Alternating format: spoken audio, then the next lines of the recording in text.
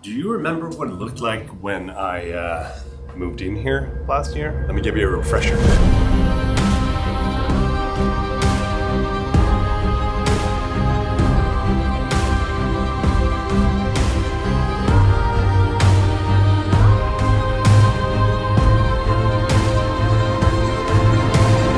It looks so different than what it does right now, but it's because I've been doing a lot of upgrades to the space over the course of the summer.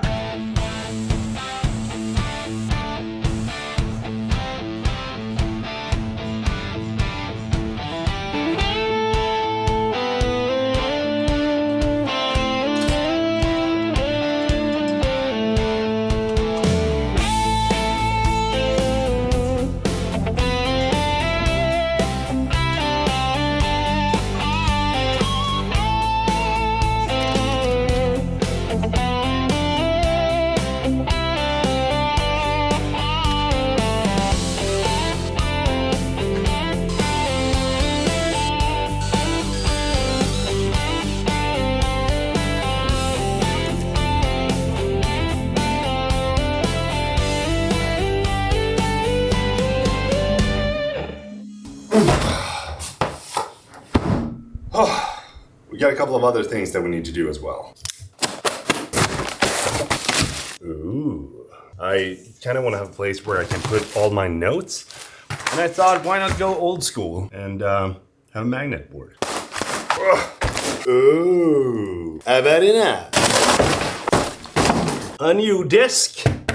Walnut. Still laminate though, so don't think that I went out and bought a solid piece of walnut. I've started to get tired of the black desk that I got currently, and I felt like I wanted to have an update, especially for the unboxing videos. But something that I'm not looking forward to is to disassemble this desk. Out.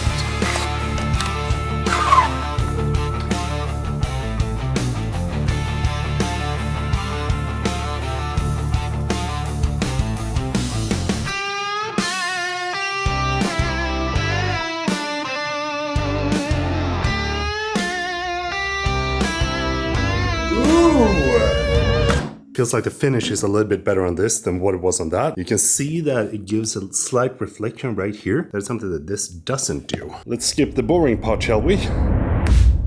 Ta-da! This looks so freaking clean. I really like how the reflection is kind of matte. Anyway, take a look at this. All the things on my desk is mountable underneath. Laptop, keyboard, iPad stand for when I'm having meetings, the space mouse. So I can put all of these things under the desk if I want to have a clutter-free desk to shoot top-down shots or B-rolls or whatever it is that I need to have this kind of finish and a little bit of depth in the background. I also 3D printed a mount for the Mac Mini a while back, and then my SanDisk Pro blade. But now I created a little bit of a holster for the carry case. So I can just bring this with me whenever I want to go on a shoot and just take one of these sticks, plop, and go. And if you want to download these print files and have the same kind of setup as I do here, then you can just head into my MakerWorld profile. I'm going to drop a link in the description, and then you can print on your own printer. Okay, back to work.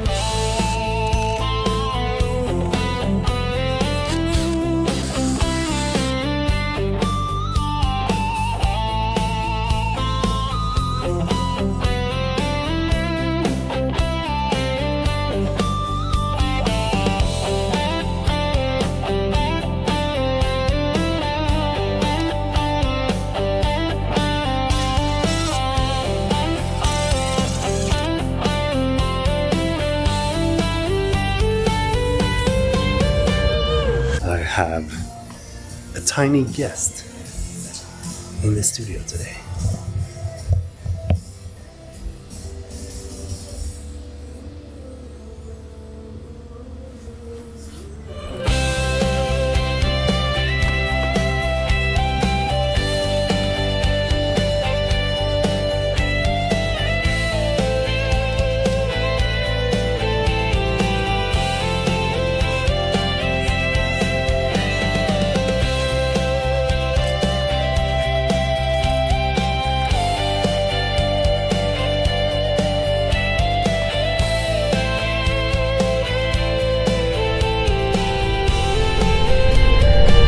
So basically it all started with me just wanting to have a little bit more space in the drawers. And if you've been on the channel for quite some time, then you already know that in my previous studio, I had a bunch of wall-mounted stuff. And I really like the look of it. I think it looks super slick to have a bunch of things mounted on the walls.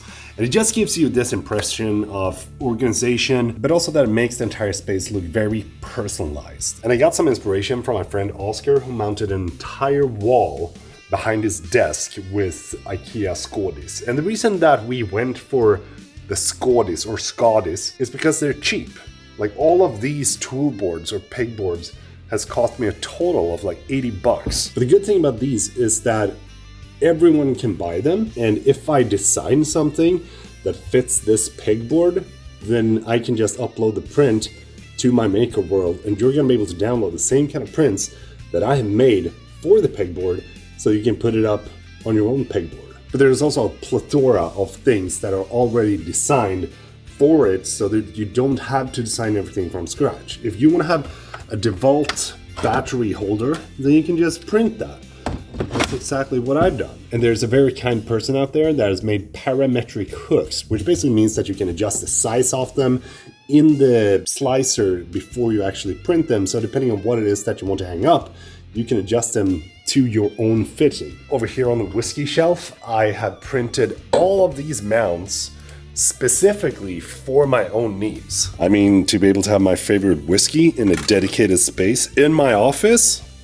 Dude. This one is not really a mount though, but it's also something that I designed and printed that you can buy on my website. If you have the Nanlite PavoTube 2 15XR or 30, then this is a perfect mount for just that, to be able to put wherever you may like. For example, right now, I got one right over here to give us a little bit of a ambient look. And it's just one of those things that makes it so much easier when you're shooting and when you want to utilize the power of the PavoTubes. It might just be me, but if I don't have everything visually organized, I find it very hard to stay organized. And that was something that I learned from my old studio. When I had everything on the walls, I could see the space where everything should be. But if I need to store everything in the drawers, I just put it down there because as soon as I close them, I don't see the clutter. And it also looks freaking amazing. I mean, like, look at the background now and compare it to last year during the same time. This, I love it. Another thing that I printed that is incredibly useful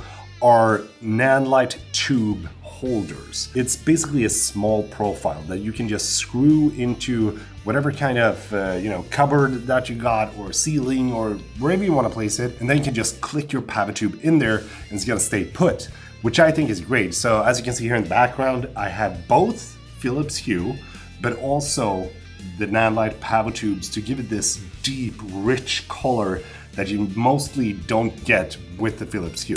Let me show you. This is how it looks like with the PavoTubes, and this is what it looks like without the PavoTubes with just the Philips Hue strips in the background. Still looks good, but it does give it a little bit extra pop when you turn on the PavoTubes. Huh?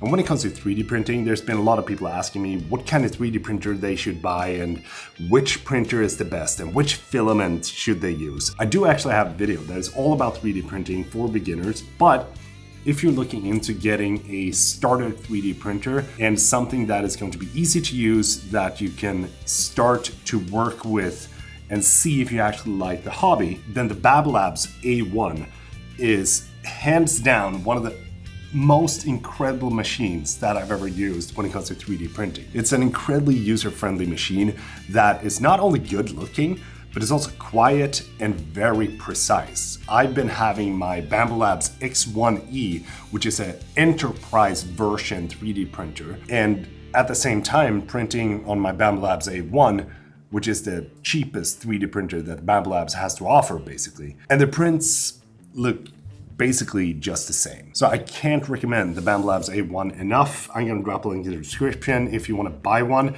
But hey, if you want to be able to print these kind of things that I've done here on my desk, stuff for your newly set up Skådis wall mount, then get one of those if you don't have one already. I kind of just felt that I wanted to make this video to give you a little bit of an update of what I've been doing here in the studio and to give you some inspiration if you're working on your own space.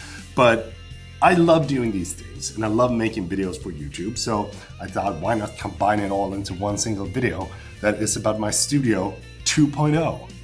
If you have any questions about the setups that I've shown you, or the desk, or the desk mounts, then do drop a comment down below. I'm gonna try to answer my best.